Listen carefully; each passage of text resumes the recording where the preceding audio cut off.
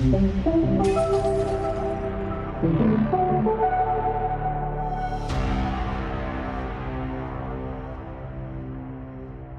welcome to One Fix. I'm Rob Leathern. My guest today is Jeff Allen. He's the co-founder and chief research officer of the Integrity Institute, which was founded in 2021. Jeff is a physicist by training and an astronomer as well, and he's worked on safety on the platforms and for publishers and for political organizations alike. At the Institute, he runs research and translates the work of his 600-member community of integrity professionals into guidance for regulators. The Institute has done a bunch of great work, including something we're going to talk about today, which is the Fraudulent Advertising and Account Integrity Expert Insights and Best Practices by Spencer Gurley and Jeff Allen. That report was part of Ofcom's draft Fraudulent Advertising Codes published on the 10th of July. The consultation period is open now and closes on the 2nd of October. So looking forward to talking to Jeff and learning more about the Integrity Institute and the work that they've been doing there and on behalf of regulators like Ofcom. Thanks. And as always, please send us your feedback. Hey, Jeff, how's it going? How are you? It hasn't been that long. We caught up at TrustCon, right, recently? Yeah, I think we saw each other 2 weeks ago in person in SF. Yep. There you go. So I'm excited to talk to you about the Ofcom report you guys did. And we'd love to learn a little bit more about that. And obviously also just the other kinds of things that you've been working on. That would be great. So maybe just give folks a little bit of context about what you are doing, what you have been doing, and we'll go from there. Yeah, so for the past 5 years now, I've been running the Integrity Institute, acting as chief research officer over there, which means doing a lot of think tank kind of activities, and in particular, doing a lot of work with policymakers. Because policymakers, there's a lot of regulation that is turning on around the world, but policymakers have had a really hard time reaching people who have inside of the company experience, like real hands-on, technologist kind of experience in the online safety space. And so we've really seen policymakers have a lot of eagerness for talking to people who have that kind of background. And so at the Integrity Institute, one thing that we've been trying to do is kind of be a bridge between policymakers and technologists so that we can fill that gap. And so that when they're turning on regulation, it's effective and actually gets the job done and actually solve some of the problems that we're seeing. Yeah, I think that's great. I've spoken to a bunch of regulators over time, and it's quite amazing how, and media too. Like sometimes we just operate under certain misperceptions about how things work, and it's great to be able to provide that context, but also in a consumable enough format that they can make it actionable. So that's the other piece of this, which I think is really important too. Yeah, I always love the sigh of relief you get from a regulator when you're like, yes, we have experience working inside the big tech companies, and no, we are not funded by the big tech companies. We're independently funded. So they're definitely very eager for that kind of experience. So how did the Ofcom work come about? Tell us a little bit more about how that came about, and we can obviously jump into all the details soon. Yeah, absolutely. So I think I don't have to convince you that, scams and frauds online are a really big problem. I think you're probably convinced that this is true, but, we've seen romance scams, investment scams, crypto scams, sextortion. It just kind of goes on and on and on. And there's also been a ton of really, really impressive reporting about it, right? So Reuters and Jeff Horowitz and Engine Tam, they actually won a Pulitzer. I was just looking it up to prepare for this podcast, and I was like, oh, heck, Jeff Horowitz has won a Pulitzer since the last time I talked to him. That's kind of amazing. And deservedly so, right? It's the companies, scams are a huge problem online, right? The numbers are kind of staggering. It's costing Americans $150 billion a year. And the companies are now developing strategies around it, right? So, the Reuters reporting uncovered that perhaps something like 10% of Meta's revenue is coming from scams and frauds or ads that lead to scams and frauds. They're developing strategies to slow it down, to sort of slow down any regulation that might come their way to kind of keep the spigot on. And so, of course, very naturally, regulators have noticed this, right? They've taken notice, they're on alert for it now. They've been hearing complaints from consumer protection, organizations for a long, long time now. And so we're entering this regulatory era. In the EU, we have the DSA, the Digital Services Act. In the UK, there's the OSA, which is the Online Safety Act. And Ofcom is, the Office of Communications. And for US listeners, Ofcom is a little bit like the FCC, but for the UK, a little bit different too. They're kind of independent, right? So they're not the leader of Ofcom isn't necessarily appointed by the Prime Minister, kind of a different process over there. But roughly speaking, they're in charge of, regulating communications technologies. And that means that they're in charge of implementing a huge chunk of the Online Safety Act. And that means that they're now regulating online advertisements. We've had connections at Ofcom. The Integrity Institute has been working with policymakers since the very, very beginning. So we've been talking to policymakers for 5 years now. Ofcom was actually one of our early sort of contacts that we made with sort of a regulatory agency. And again, like they were just really, really eager, especially at that time, especially 5 years ago. They were like, anyone who has had any experience working inside these tech companies, we would love to talk to you and pepper you with questions, and even just high level conversations, of like, how does advertising work at, explain like on Five, how does online advertising work? And like they sort of like, all policymakers begin needing that kind of help. And then at the end of it, you're talking about, okay, cool. Like here's how the nuances of bidding, bidding technologies and bidding systems can lead to bad things happening. And so as all this online regulation has turned on, one thing that we've been thinking about at the Integrity Institute a lot is, what we've been calling regulatory infrastructure. Right. And this is kind of what are the standards? What's the research? What's the evidence that is up to a sufficient level that policymakers can actually use it to build policy, that it will hold up in court, right? Because inevitably, all the online safety laws are going to be challenged in court. And so they're going to need to hold up in court. And so that means that we need research standards and evidence that will also hold up in court and meet that level of scrutiny. And so that's kind of what I've been thinking about with, like regulatory infrastructure. We've seen a lot of interesting decisions from policymakers. So the European Commission recently had findings that both TikTok and Meta are in violation of the DSA because they're not doing enough to mitigate the addictive properties of their platforms, the problematic use, issues that they have on their platforms. And inevitably, some one way or another, that's going to end up in court. And so what is the evidence that the European Commission has that will, hold up in court and say, yes, TikTok hasn't done enough to mitigate their problems. Yes, Meta hasn't done enough to mitigate their addictive design problems. I think this is super interesting. I think it's super fascinating. I would love to sort of read the internal report at the European Commission, the initial investigation findings, that led them to this conclusion. Because I think that like there's a lot of merit to it. I'm just very curious as to like, what does that evidence look like? What does that research look like that'll hold in court? So we've had long connections with Ofcom. Every now and then they'll get in touch with us and they'll be like, hey, like we're having a hard time. And this is how this came about. Like we're having a hard time finding people who have worked inside of ad integrity teams or ad trust and safety or on advertising teams in general, just people who have worked inside of these things and know how an ad network works, know what the ad stack looks like. And so they're like, could the Integrity Institute help us out? I was fairly confident at the time, but we, looked to our membership and we're like, hey, is there anyone, who has experience, having worked on trust and safety teams focused on ads? And of course, we have plenty of members in our community. We also, got in touch with you, and you were one of the experts that we leaned on to help us write the report as a significant contributor. And so kind of Ofcom was like, here are some of the high level questions, and we answered those, and they're like, great. Now here's like another layer of questions that we have that they're super interested in. And so we kind of did a couple of rounds with our experts, asking the high level questions and then the more detailed and nuanced questions, wrote it all up.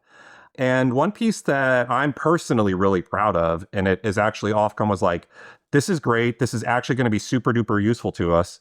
We would like to cite this in the future. So it's like when we're giving reports to Parliament or when we end up in court, we would love to be able to cite this report. And so they actually put us through kind of a grueling process that was dotting our I's, crossing the T's in order to make sure that, the report that we produced was up to the standards of Ofcom, like for their own standards of like, what do they cite when they report back to Parliament, which was really, really exciting. And so in my mind, it's kind of like one of the first real pieces of kind of regulatory infrastructure that the II has been able to put together. And largely thanks to the community of, integrity professionals and trust and safety professionals that have joined us, like you, and our ability to sort of like turn that expertise into things that regulators can use. Yeah, I think it's great. I think they also have like a bunch of public comment periods about stuff that I think is also interesting. And yeah, so I'm sure like it seems like there's a lot of interest in some of the things, especially your publication. I think it touched on a lot of topics, obviously that some of us are quite familiar with, but are really not that much discussed in these debates and in these when people are looking at this stuff more closely. So I think you folks did some really good work here. I'm sure you think about this moment too. I think about it all the time. There was a Senate hearing where Mark Zuckerberg was testifying, I think in 2020 or 2018 or something like that. And one of the senators asked, like, how does Facebook even make money, Mr. Zuckerberg? And his response was like, Senator, we sell ads.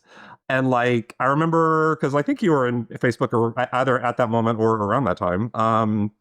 And I remember just thinking, internally, there's a lot of laughter about it. There's a lot of like memes on Workplace about it. But I remember thinking, oh God, we're like a decade away from Congress being able to help us out here. We're like a decade away from Congress. We're at least a decade away from Congress being able to pass any kind of sensible bill in this space. And working with Ofcom and a lot of like the great people in the EU and people in Australia and around the world, like at Gosern now, the Global Online Safety Regulators Network, it actually is pretty inspiring to see, okay, policymakers and regulators are taking this seriously. There is expertise over there.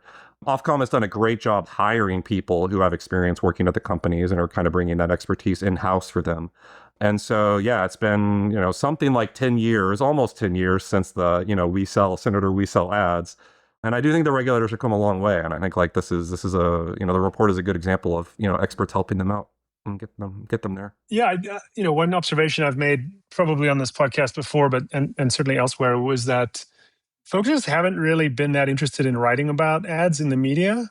For example, journalists have had concerns or have shied away partially because they make money from ads. So like, is this crossing some kind of business ethical line? If we talk about this, will we have to talk about our employer? So I think that, there've been over the years, there've been journalists who have written a bunch of smart stuff about ads. I think back to people that also wrote bad things about stuff that I was working on at the time, like Julia Angwin when she was the Wall Street Journal, ProPublica, et cetera. So, but I really think it's important for people to understand this stuff and for us to have these discussions publicly. So I think having thoughtful, kind of more detailed things to look at and talk about, I think is really important. So can we talk a little bit about what are some of the things that maybe start with some things that you thought were surprising that you learned from talking to these experts, again, myself included.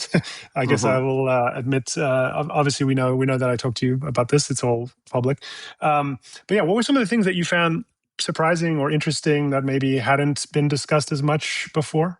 Yeah, I think one of the really interesting things, and I think essential things to keep in mind in this space, is how some companies actually did have good frameworks about thinking about the negative impact that scam ads and fraudulent ads have on their business, which is really good to hear. It's really good to hear that like some companies have the right frameworks in place to be thinking about this stuff, right? Because, it became clear in our talking to experts that like there is a real tension between what is in the short-term interest of the company and what's in the long-term interest of the company and the industry, right?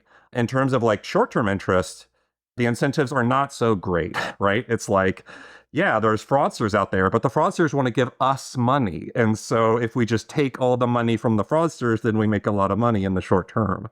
But obviously in the long term, like that's just terrible for the industry at large, right? If no one trusts an online advertisement because everyone has been scammed by them, then online advertising in general just becomes much less valuable in a worse industry. And so hearing some of the frameworks that companies had, hearing, the extent some companies have even like priced it out, like here's how much this hurts our long-term bottom line, every time we show someone a scam ad. That was actually kind of surprising to see, but also a good thing, I think. And so I think it's like that kind of thinking that we really need to see more of. And like, it's also an area where I think regulation can help. I do think that regulators and policymakers can help create the guardrails to ensure that, even when companies are thinking short term, there's like incentives externally coming from regulators to push them to think long term and for the long term interest to win out in those arguments as well. Would it be fair to say that your approach, which again I don't think is dissimilar to mine, but I think your approach is kind of like, hey, let's create the right guardrails, let's create systems that create or align the incentives or correct the incentives, versus kind of more heavy-handed things that or approaches. Is that fair, or am I mischaracterizing where you're kind of coming from? That's pretty similar. I mean, I think you've had this experience yourself, right? When you're on the ground, working on a team, on an integrity team or a trust and safety team, when you're sort of like in the trenches on the front line fighting the daily battle, those are the people who best know what will be an effective solution for the current problem that they're tackling, right? Like they're the ones who have the most insight into it. The problem is that everyone on earth wants to backseat drive those people. In my days, it was a lot of like company leadership, deciding, no, you're not allowed to do that. Yes, you are allowed to do that. Putting all kinds of like arbitrary rules, on the teams that are trying to fight the problems on the ground. And leadership didn't understand the problems like, the people on the ground did. They just, they didn't have the insights. They didn't have the experience of working on a day to day. I think policymakers and regulators are in a similar space, right? Where it's like, even if they do understand the problem space pretty well, every company has its own different issues, its own different flavors, its own different styles, manifestations of these problems. And so, I think one situation that we think about the II and how do we fight back against this, we don't want to go from a situation where like leadership is backseat driving the team that's like actually trying to build safely. We don't want to replace that situation with now policymakers are backseat driving the team and being like, oh, what if you put a label on it? What if you put an interstitial on it? What if you yada yada? It's like there are good people inside of the companies, on the ground trying to build safely, trying to build responsibly. And how do we help tilt the scales in their favor, right? So that like their solutions, the solutions that they find that are effective are more likely to get implemented and launched. And so, yeah, I think like in general, I am much more in favor of something that sort of tilts the landscape, rather than mandates any particular kind of intervention. Doesn't mean that there aren't interventions that would be a good idea, like there's like know your customer kind of things. And like there's definitely times when that makes sense. And maybe we do need regulation to implement know your customer or something like that. But there's also teams on the ground that have been advocating for know your customer, right? There's also, trust and safety workers who are like, hey, so like we could get rid of like 80% of fraud tomorrow if we implement a know your customer. How about we do that, right? Like some companies have that and there are people fighting for it internally. And maybe at different companies, maybe that isn't the problem that they're having and know your customer wouldn't solve it. And so it's like, how do we tilt the landscape in favor of, all the people who are trying to build responsibly on the inside and change it from a systemic level rather than just individual, mitigations, coming from the outside. I can imagine. I mean, I feel this way having had so much access, inside of these companies to a lot of data and teams of data scientists and PMs and engineers who can, research, look into things deeply. And again, it's never perfect on the inside of any of these situations. But tell me a little bit more about this. You're now on the outside of this, but you obviously have a sense of the kinds of things, kinds of questions one could answer, the kinds of data that might be available. But like, you kind of have to come up with other ways to look at it differently. Like that has to be both, interesting. I find it interesting and like challenging, but also, you have different perspectives. You can look across things. People get very, siloed in certain things. How do you think about that? The data that you could create internally versus externally, and how that might be changed in the future in some way.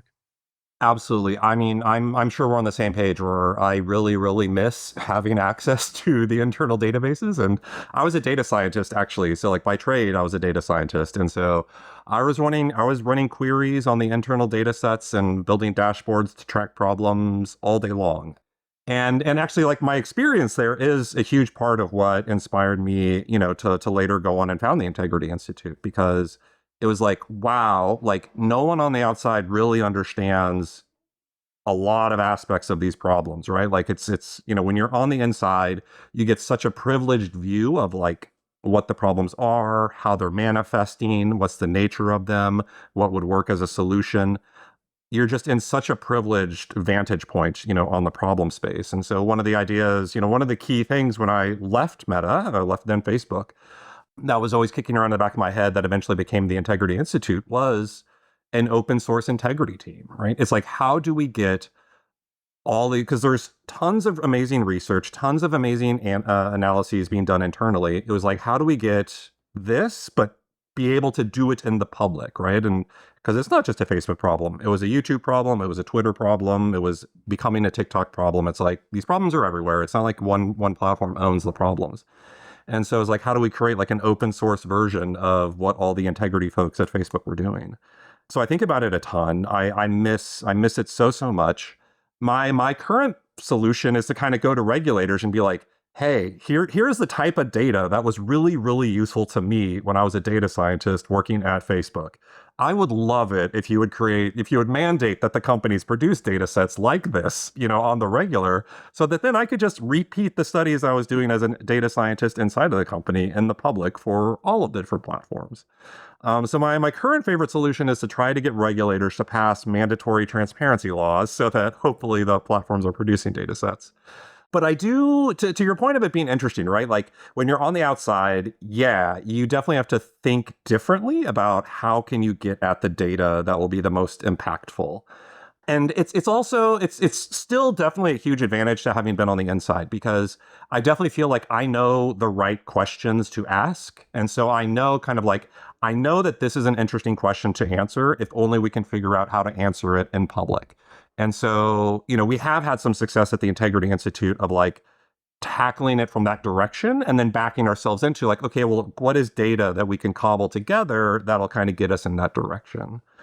But yeah, I definitely miss the internal data sets so much. How are you handling it? Well, I mean, yeah, I think what's interesting, I think a thing that comes to mind is I think sometimes there's really good work that's done on the data science side in some of these companies that also isn't fully explored. And so, I think I gave a talk at one point to like at a data science offsite actually, and one of the things I said was at Facebook, and I said, and I've repeated this at talks I've given afterwards, which was everyone's in sales. So if you create a really novel, interesting analysis, you can't just like publish it on whatever internal tool or chat or whatever and say, hey, we did this work, it's great. You actually have to keep talking about it. You got to explore it further. You got to go. You got to respond to the feedback that you get and make it better. I think that in some ways perhaps maybe there's more of that to be done inside of some of these companies. Some companies, I think there's a very robust kind of feedback loop. But I think also externally, one of the problems externally is you kind of have the opposite, in some ways, the opposite problem, which is that, how do you get people to pay attention to something when there's so much noise? And so sometimes it's, something, and I had this conversation with Ben Edelman last, 2 weeks ago, which was some of the things he didn't think would get traction when he wrote research about them. People found them really interesting, and sometimes there's a hook that makes it take off more. And so, I do think we're one of the ways to answer your question. One of the ways I think about it is like, how do I create something that's interesting enough that people will want to look at it, but also that interestingness doesn't detract from the serious point about it. So, and I think a lot of times I've also found when it comes to things like scams, and some of the discussions I've had, and some of the research we've considered putting out there. And again, we haven't done that much with the new company yet. But I also thought like, well, are people just going to like tune this stuff out because they don't really want to think about fraud and scams that much? They kind of accept it as an inevitable part of the background radiation of daily life. So, I think it's an interesting challenge. You have a sales challenge, I think, in both spheres, internally and externally. They're quite different, obviously, but I do think you have a challenge on how do you make this stuff relevant to people and how do you get them to pay attention and take notice. And like, who is the right audience and how do you reach them? Yeah, I know. When I was a data scientist internally, at Facebook, I remember there was a point when I realized like, oh, my job here isn't necessarily to like do good analyses. Like that actually isn't really my main job. My main job is to like convince other people, that the conclusions from my analysis are things that they should do. I remember that was a very depressing moment for me because I was like, why would you hire me to do that? I got a physics PhD. Literally, like when I was in college, when I was like from high school to the end of grad school, I was like, I want to move to a mountain and I want to look at the stars. I want to work for an astronomy observatory, and I want to move onto the top of a mountain and never talk to a human again. That is my goal. And so Facebook hired all these physicists, to be data scientists, and it's like, we're good at doing math and we're good at having good thoughts and we're great at analysis. We're not so good at like convincing other humans who maybe are or maybe aren't inclined to believe our analysis that our analysis is good and correct. And so I definitely remember that moment where I'm like, oh, they should not have hired me for this job that they hired me for, because I only have half of the skills that I actually need to be successful here. But yeah, I do think that like in the outside world, there is still a really good appetite for people who have those insights from the inside and can kind of translate those and bring those insights into the outside world. And I do think a lot of it is just like finding the right people, finding the people who care, right? So I know on scams and frauds, regulators really do take it seriously, right? Because they are hearing from their constituents, that are being scammed. They are seeing stories like, the $150 billion a year that apparently America is losing in online scams every year. It's not like that isn't staying in America, right? Like that's leaving our country, right? And so it's like at some point at a national security level, it's like, there's like this leak in our economy, and like someone is taking our money from the country, and we should try to plug that hole. And so, there definitely are audiences that are like very interested in it, very keen to hear this kind of expertise. And I want to get into some things about data and transparency and stuff. But one thing that just when you said as a physicist, it reminded me of that movie Margin Call, as someone who was in finance for a little while, where there's Oh, the okay. rocket scientist who finds all the mortgage security problems. So I think thank you for your contributions. It may not be physics, but I think safety, integrity, trust, very important topics in our daily world. So on the report, I think some of the things I thought were interesting, and again, I don't know, some of these things I'm sure I talked about them with you or you folks, but I've written about them a bunch, and I've talked to some regulators independently of this kind of report as well. But I Mhm. think trying to understand or create the circumstances where we could actually have some objective measurement of some of these kinds of problems.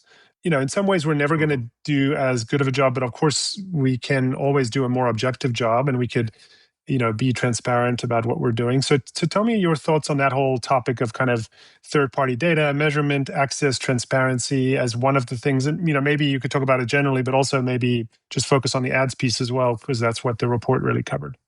Yeah, I think transparency is one of the most important solutions in this space.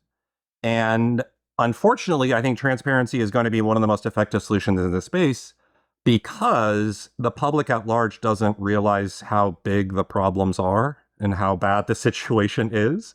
And if we could just get comprehensive transparency into the public's hand, and this would mean like transparency that covers like what is the true scale of the problem, what is the cause of the problem, what is the nature of the problem. If we could really arm the public with hard data, hard metrics, and an ongoing basis that track those things, I think it would dramatically change how companies make decisions internally. We should not have to wait for Reuters reporters to do Pulitzer Prize worthy reporting in order to learn what fraction of your revenue is going to fraudsters, right? Every company should have to report that metric at least quarterly, at least in their earnings reports, but like ideally they would report that out weekly or monthly or something along those lines, right? Like companies have policies, for their ads. So they actually remove ads from their systems because those ads violate their policies. How many people are shown those ads, before they're taken down? How much money is the company making from those ads before they're taken down, right? Like what are some of the systemic properties of these ads, right? Like can researchers, get a sample of them to study them to see like, what is actually happening here? Is there a new type of scam that's hitting society that we haven't heard of yet? I think things like this would have a huge, huge dramatic impact on how the companies make decisions. If every single quarter, a company had to say, yeah, 10% of our revenue is coming from international criminal syndicates that are scamming, Americans, Europeans, and people around the world, I think the stock market would react to that. And I think, the stock price might take a hit if they had to report that on a regular basis. And I think that would change the business incentives of the company, right? In real ways. So if I could have one sort of policy thing get in place, transparency would be that one policy thing over any particular intervention, that you might think of. Is it transparency about their internal? So I know in the report you talk a bunch Mm, about yeah. having the policy, their internal definitions and how they might shift their ways of grading their own homework. But are you saying that they should be required to report their own internal metrics of this stuff? Or are you saying they should allow independent researchers to make their own assessments? Or is it some combination of both? I think at the end of the day, we have to have both, right? Yes, companies should report this themselves, but no, I don't think the public should just trust that, right? So I do think we need the metrics from the companies, and we need a system to validate and verify those metrics. And I think, this is where you can have multiple different solutions to this, right? I think sometimes a great solution would be companies put out metrics publicly, and they also put out public data sets that help, that the public can use to validate that. I think there's going to be a lot of situations in which that doesn't quite work because of sensitive data, sensitive content, things that you don't want just anyone to be able to download. And so then I think that's where, regulators, auditors, or, verified, vetted researchers, I think that kind of comes into play. And so it's like, okay, what are the data sets that we should be giving to these special class of, data consumers who can handle the more sensitive stuff? But yeah, I mean, to your point, right? It's like we should get the data or the metrics from the company, but we also need some sort of means of validating that. Yeah, no, obviously I agree, as frequent listeners to this or readers of what I've written would know. I think that I also found the historical access to moderator guidelines and policy definitions that you were talking about really interesting. I also, to your point about who gets access to this, I worry about some of those things. I mean, already in some of these spaces, like in ads specifically, you're giving a real kind of oracle to the bad guys to try things and see what gets through. But I do think that those are good ideas. And there's lots of different ways one could come up with if one were so inclined to make that accessible to, Yeah. a large enough group of folks, but not too large a group of folks that would abuse that. And then I think also the other thing I liked about the thing in the report was also around, or that I think could be done based on or implied in some of the things you were saying, is just getting down to a level of detail by using these transparency mechanisms to invite experts in. So, if you published some data about the payment mechanisms that were being used to buy ads, and some experts could look at that. Maybe you don't want everyone to see that, but you can kind of create some mechanisms where it would create incentives for people to do that work. I think those are, Mhm. good ideas in my opinion. And I don't know like how familiar you are with it, but there's plenty of other spaces where sensitive data is looked at by either regulators or auditors or researchers, right? Like the financial system. I'm sure there's plenty of times when people are looking over the books of a bank, and the books of a bank or like has a lot of sensitive data in it that you don't want out in the public. And so we probably do have like regulatory regimes that can like handle this kind of stuff. But also I'm also curious to get your take on this, right? Because yes, it would be bad for the guidelines, the exact guidelines of what is policy violating and not policy violating to be out in the ether, out in the public. But I do also believe that the bad actors probably have reversed engineered a lot of those guidelines, and they probably know, I know, like one thing that, platforms care about, that Facebook cared about, for example, was you didn't want to link to an ad farm, right? And so you didn't want someone to like run an ad and then the user clicks on that ad and then they're on a website and that website has 50 ads, that pop up all of a sudden all over the user. And so, it's like an arbitrage operation, right? Where like the ad farm is making more money downstream of the click than they're paying for the click. I'm sure all the people running ad farms knew exactly what that threshold was, that where meta policy kicked in and was like, we now consider you to be an ad farm because your ad load is so high. I'm sure there are probably bad actors that could plot a time series of like how that moved up and down or any other nuances that occurred with it, right? And so like, yes, it would be bad for the guidelines to get out. I also think that like this space is so adversarial and it's financial too, right? So people are making their living off of this. And if you're making your living off of this, you become an expert in it and you study it and you learn the nuances of it Totally. too. Well, I would say so. So actually, specific to the ad farm related stuff. So I talked to one at the time. I talked to one ad network that worked with a lot of publishers, and because what ends up happening is you end up being, because it's an ecosystem of a bunch of different people put together, publisher, DNS registrar, all this other stuff. You end up basically there being places where these things land, or where bad actors figure they can find certain companies that are more susceptible than others. One of the comments I've always remembered from one of these ad networks, they would run a lot of these slideshows. So you'd buy a bunch Hmm. of clicks, send it Hmm. to a landing page, and there'd be slideshows. The publisher would put the person into a slideshow. They might attract the person with a picture of a celebrity that may or may not be, probably isn't in the first dozen slides, but Exactly. It's like the how many slides can you get the user to click on before you show them well, the what the celebrity ad that they network clicked told on? me, It's like, yeah, exactly. yeah. What the ad network told me is that the shenanigans always start after slide three.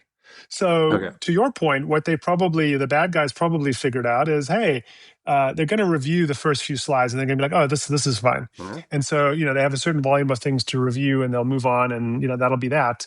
But I do think the bad guys figured that out.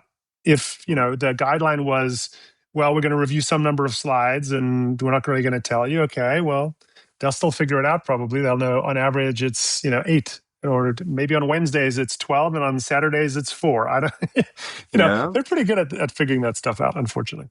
Yeah, and like the malware people, right? It's like, okay, if we link to the malware from the URL that the user clicks on, that'll get our ad taken down. So it's like, how many clicks do we have to have the malware downstream of the ad for us to be able to sneak by? That's like similar to the three image gallery. Yeah.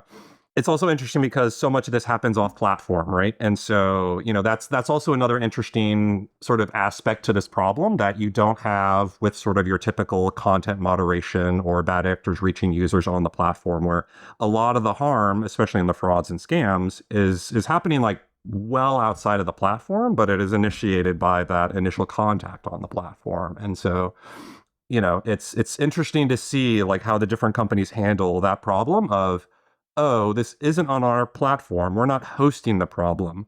So how much of this problem are we going to take ownership over, And it's like, okay, we'll take ownership over the first 3 slides. And if the first 3 slides are good, then we'll say it's good. And, 4 slides in, that's not our problem anymore.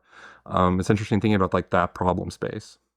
Yeah, I think that is really interesting. How deep do you go into these problems, and how much do you find compromised vendors? And so, Well, I think the most extreme example of that I did enjoy like thinking about was, if you buy a product online and they never send you that product, it's not until like 2 weeks after you've bought the product that you've had a bad experience, right? And so there's also a huge problem with like underreporting, right? And there's the click distance, from the platform, and then there's also the time distance from the platform. And so it's like, if you buy a product and you never, because of an ad that you saw, and they never send you that product, then it's 2 weeks before you even realize that you got scammed. And how do you even report that to the platform? Like, hey, platform, 2 weeks ago, I think I saw an ad and I think it scammed me. I have no idea what the page, I have no idea what the content creator name was. I have no idea what the website was, but it was a bad ad. Don't show that to anyone anymore. well, Jeff, hold on a second. If you clicked on a Facebook ad, you can go to your recent ad activity in Facebook, and you can see the ad that you clicked on.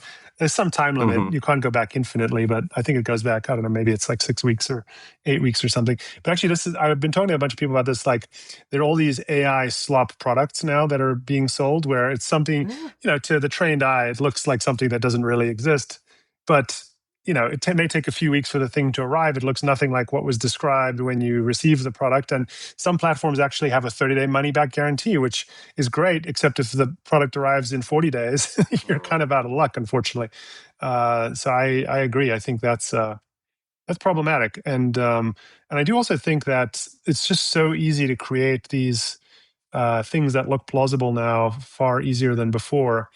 We've even seen examples of before you might have a cloaking website where you're sending users to a bad website, a bad page, and then you're trying to send the reviewers or people in the company to an innocuous page. But the problem is often it's very, very innocuous, like a restaurant page or something. Or now I actually see things like quizzes, interactive quizzes that look like something you would actually drive traffic to, and you can actually interact with them, and they are much more built out. And you can see they're obviously using an AI coding tool to generate these. And there's actually a product at the end of this rainbow. And again, like it's the third slide problem, but you're creating this make work for someone instead of just looking at something and knowing that, oh, a restaurant page is probably not the right thing. It's something that looks actually plausible. So I feel like these tools are actually making life a lot harder for the good guys and easier for the bad guys in some ways. But again,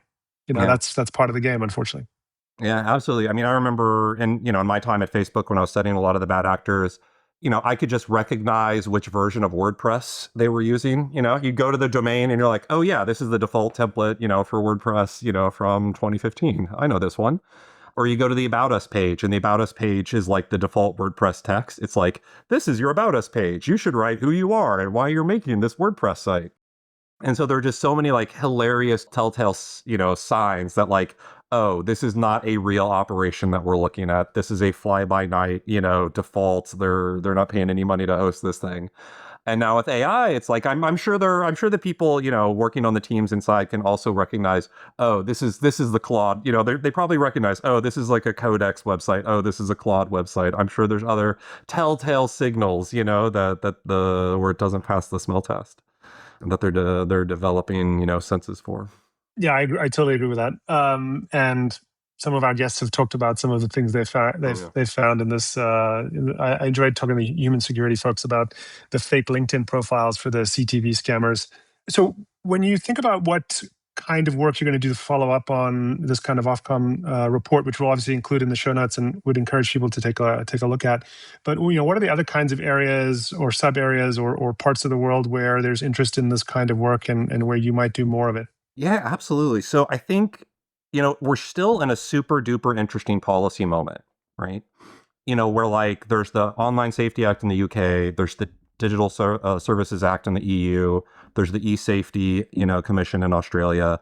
There's a lot of interesting regulation that has turned on, and it's still not implemented yet. It's still not done yet, right? So every year, a lot of the large platforms have to turn in risk assessments to the European Commission. So that's where the platforms look at themselves, and there's various risks that the European Commission requires they look at, and they assess, how big are these risks on their platform? What kind of problems are they posing?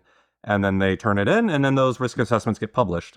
We still don't really know what a risk assessment should look like, right? There's no hard and fast guidelines from the European Commission that tells the platforms, hey, platforms, this is exactly what a risk assessment looks like. This is exactly what you should include or not include. They didn't define that. And they didn't define that specifically because when they were writing the DSA, they're like, we don't know what a good risk assessment should look like. So we're not going to put a definition of it, in the text. We're going to figure it out as we go. There's a lot that we're still like, even though the bills have passed, even though the policy has passed, we're still figuring it out as we go. So there's a lot of these implementation details that are going to be super duper important to get right. And so, yeah, like what does a risk assessment look like? What does a transparency, report? What should those look like? Those are still very open questions, and regulators are still very, very interested in hearing what would and wouldn't be good in that front. Researcher access has just turned on in the EU. So there's the Digital Services Act has provisions where vetted researchers can request sensitive data sets from the companies. That went into place in October, but this is a problem with it, but it kind of is what it is. I don't know how you get around it. There's a very long lag time between you request the data and when you hear back from the regulator that your request was properly filled out, and then when you hear back from the company of like whether they're not they're going to fulfill your request. And so I think like in April and May is when researchers first started hearing back from the companies after applying in October for the data. And so what is and isn't a reasonable, data request from a researcher? When is it valid for companies to push back and when is it not valid for companies to push back? these are still very, very open questions, and they're going to impact, people like you and me who are now on the outside and like hoping to join researchers who are vetted and have this kind of access, and hoping to inform like what kind of questions they should be asking, which is another area. Like researchers don't necessarily know what are the interesting questions, or if their formulation of the question that they're trying to ask, is this the right formulation that will get them the right data to actually answer their question. There's still a lot of work to be done on that front. So the policy space, I think, is still super, super interesting. Also following a lot of the legal cases, which I think is fascinating, right? So like New Mexico winning against, the platforms, and there was that individual woman who sued, Meta and YouTube and won. And so I think that's an interesting space to keep your eye on. I mean, if it turns out that if you fall for a scam, if you fall for an investing scam because you saw an ad online and you lost $100,000 in that investment scam, if it turns out that the ad network or the platform or whoever else can have some liability for that, that's going to be an enormous deal, So that's like another area to keep an eye on. Yeah, no, I think you're right. It's going to be interesting to see how those things play out. So I have a request. Yeah. Maybe it's for you to do, and maybe not. But I remember a few years ago there was this great YouTube video someone made that explained differential privacy, and I was like, "This is great! Like this can actually help my kids understand what differential privacy is, but it can actually help me understand what differential privacy is. It can help my colleagues understand it." So I think we need something like that to explain. Because I see these mistakes in lawsuits. I see them in all kinds of things all the time.